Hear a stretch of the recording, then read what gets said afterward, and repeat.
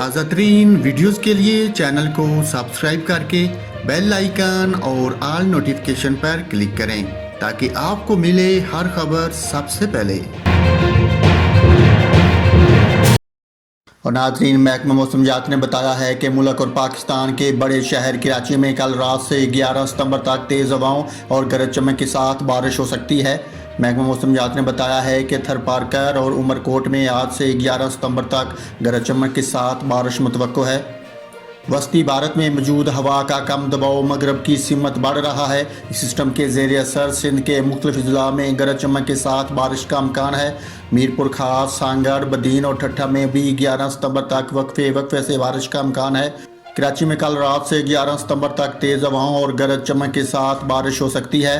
حیدرآباد، شہید بے نظیر آباد اور جامشور میں بھی 11 ستمبر تک بارش ہو سکتی ہے۔